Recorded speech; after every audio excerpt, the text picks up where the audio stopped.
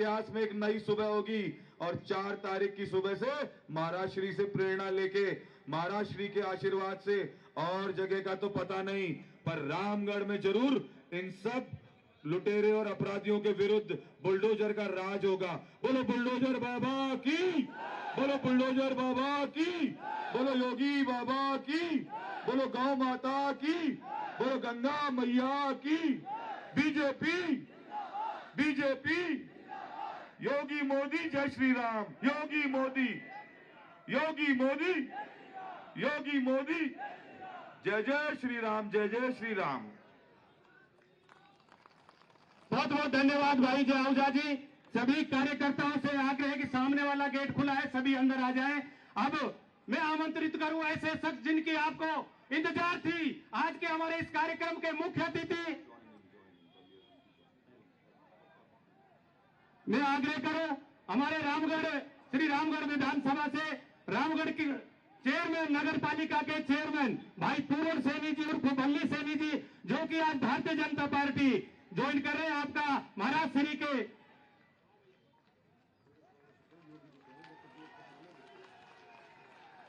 हमारे आदरणीय मुख्यमंत्री जी की, योगी जी का आग्रह कि आप पुलिस वालों से कि आप सामने से जनता जी को गेट से जनता पाने दे, अंदर आ जाने दें आप।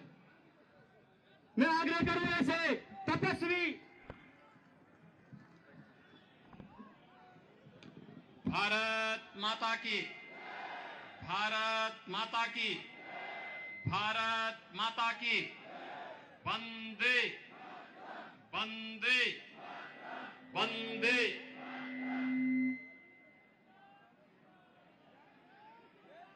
भारतीय जनता पार्टी के अलवर दक्षिण के जिला के अध्यक्ष अशोक गुप्ता जी, पूर्व विधायक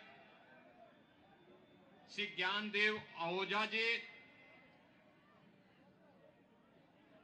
आज के इस कार्यक्रम में उपस्थित विधायक गुरुग्राम श्री सुधीर सिंगला जी,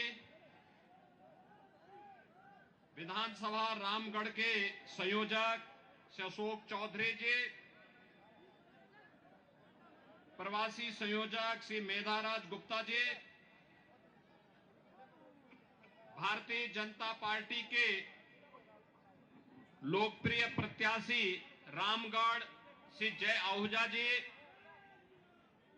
प्रत्याशी राजगढ़ श्री बन्नाराम मीना जी, और भारी संख्या में रामगढ़ में उपस्थित आज की इस चुनावी सभा के साक्षी बने हुए अलवर संसदीय क्षेत्र से जुड़े हुए सभी उपस्थित भाइयों और बहनों,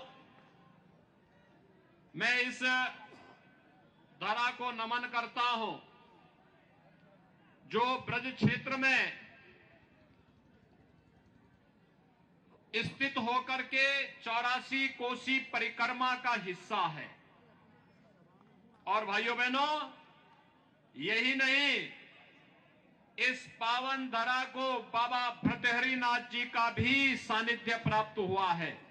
मैं इस पावन धर्म भूमि को कोटि कोटि नमन करते हुए आप सभी का हृदय से अभिनंदन करता हूं, आप सबका स्वागत करता हूं। भाइयों बहनों, राजस्थान की भूमि यह धर्म और कर्म की भूमि है, यह भक्ति और शक्ति की भूमि है, यह शौर्य और पराक्रम की भूमि है। स्वाभाविक रूप से जो राजस्थान अपने शौर्य और पराक्रम की गाथा से दुनिया को प्रेरणा देता रहा हो, जिस राजस्थान ने अपने शौर्य और पराक्रम से भारत की कहानी रची हो, जिस राजस्थान के राजा महाराजा योगियों संतों के कारण जिस राजस्थान ने भारत को एक नए इतिहास की ओर अग्रसर किया हो, और जो आज वर्तमान में राजस्थान की पहचान बनकर के भारत की पर्यटन मानचित्र पर राजस्थान को अग्रणी स्थान पर लाने का कार्य किए हों, भाइयों बहनों, पिछले 5 वर्ष में कांग्रेस नेतृत्व की सरकार के कारण वह राजस्थान आज करा रहा है।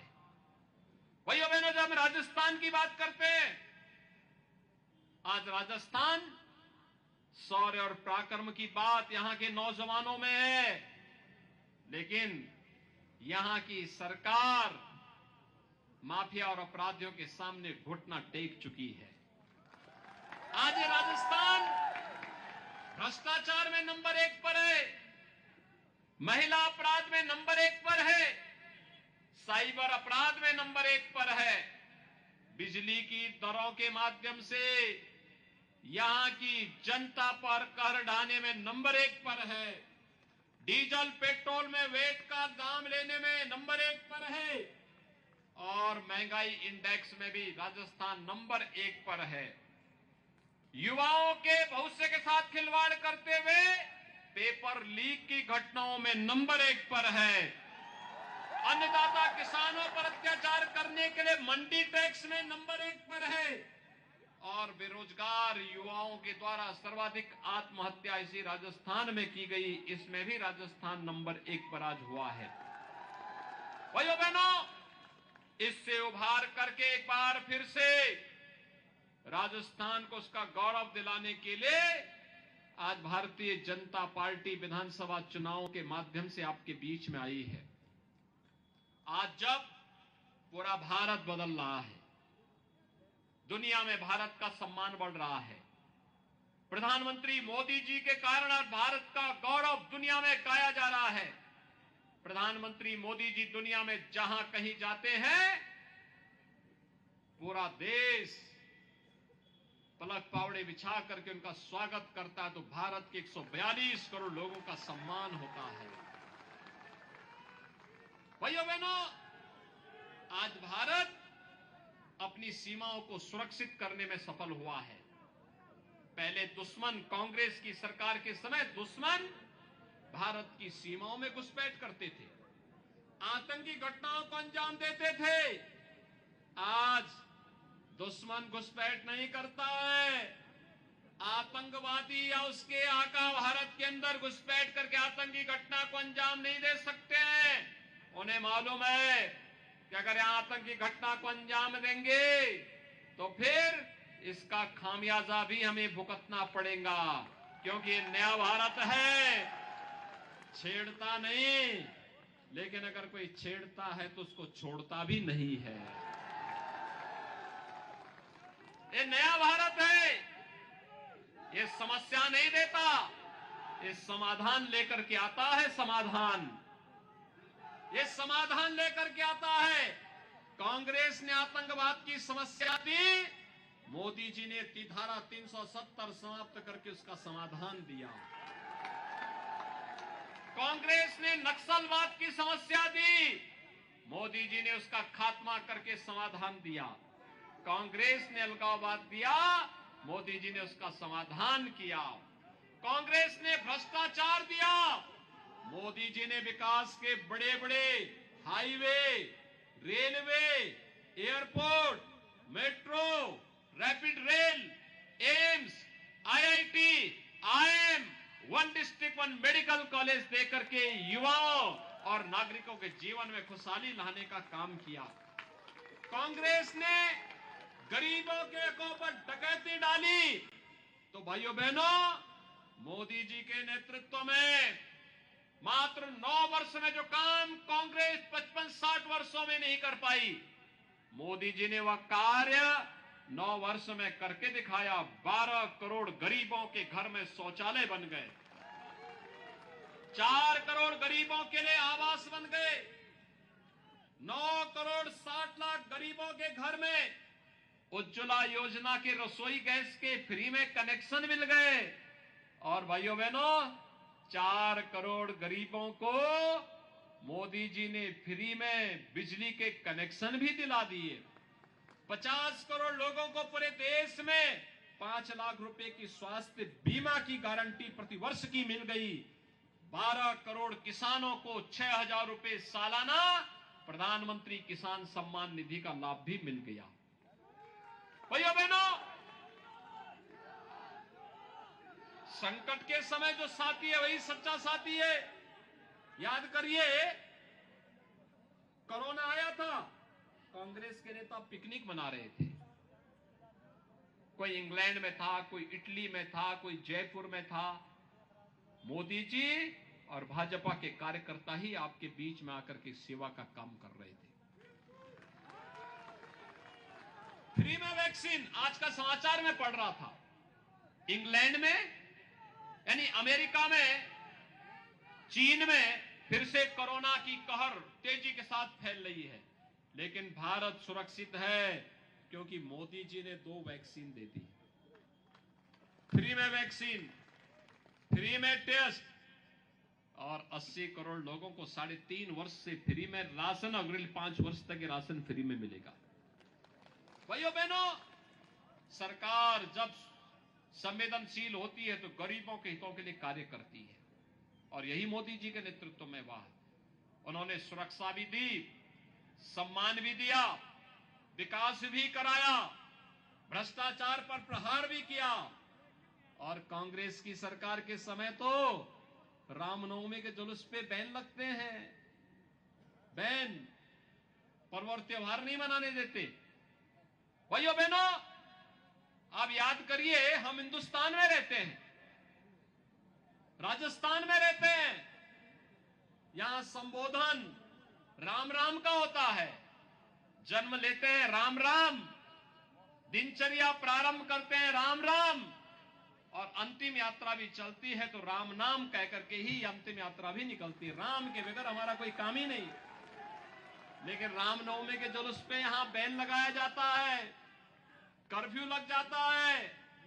और भाइयों बहनों, एक तरफ कांग्रेस रामनवमी के जुलूस पे बैन लगाती है, और दूसरी तरफ भारतीय जनता पार्टी की डबल इंजन की सरकार अयोध्या में राम मंदिर का निर्माण करती है।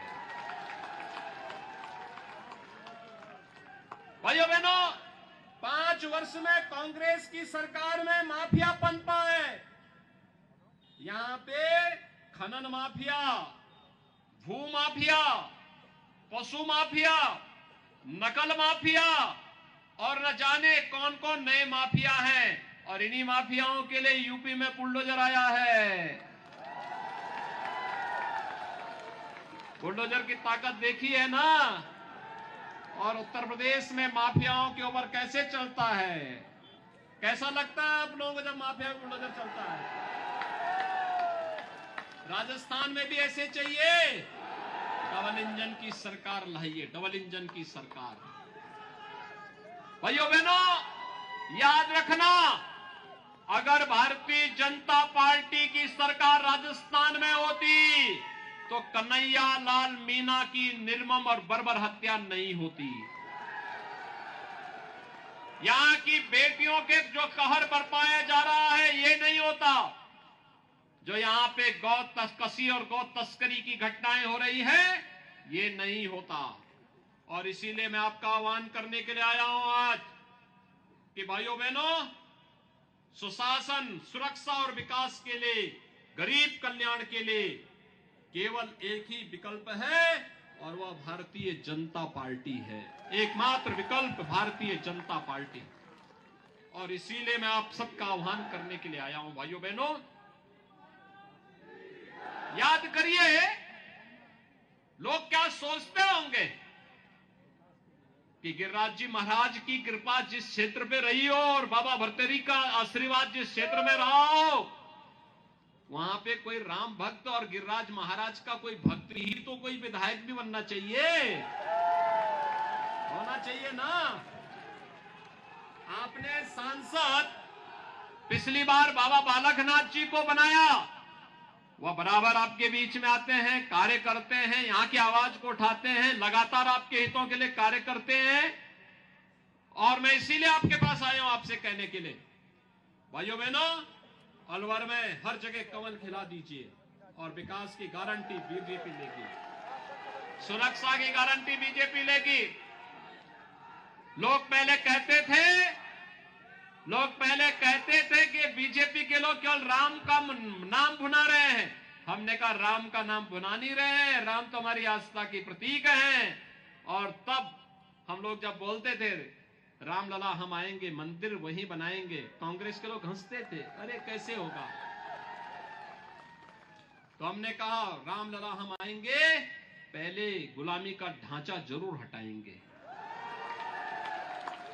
हटा ना, और फिर कहा मंदिर वहीं बनाएंगे। अब मंदिर बन रहा है ना, कोई संदेह, कोई संदेह। और फिर बता रहे हैं 22 जनवरी को 2024 में प्रधानमंत्री मोदी जी के कर कमलों से 500 वर्षों के बाद रामलला अपने भव्य मंदिर में विराजमान होंगे। सब लोग खुश हैं ना, सभी लोग खुश हैं ना। अच्छा मुझे बताओ, अयोध्या आने के लिए कितने लोग तैयार हैं 22 जनवरी के बाद?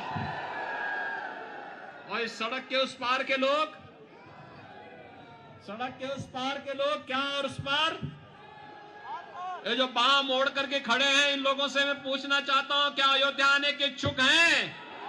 तो फिर हाथ खड़ा करके मुझे बताओ, आप सभी लोग तैयार हैं? भाइयों बहनों, मेरी आपसे अपील है, भाइयों बहनों मेरी आपसे अपील है, आप जय आहूजा को रामगढ़ से, श्री बन्ना राम मीणा को राजगढ़ से, श्री रमेश खींची को कठुमर से और जयराम जाटव को अलवर ग्रामीण विधानसभा क्षेत्र से जयपुर भेजिए। और भाइयों बहनों, मैं आपसे अपील कर रहा हूं कि आप इनको भेजिए, और मैं इनसे कहूंगा कि वे अलवर से जुड़े हुए, रामगढ़ और राजगढ़ से जुड़े हुए, कठुमर और अलवर ग्रामीण से जुड़े हुए इन सब राम भक्तों को लेकर के 22 जनवरी के बाद अयोध्या आइए। सहमत हैं? सभी लोग सहमत हैं?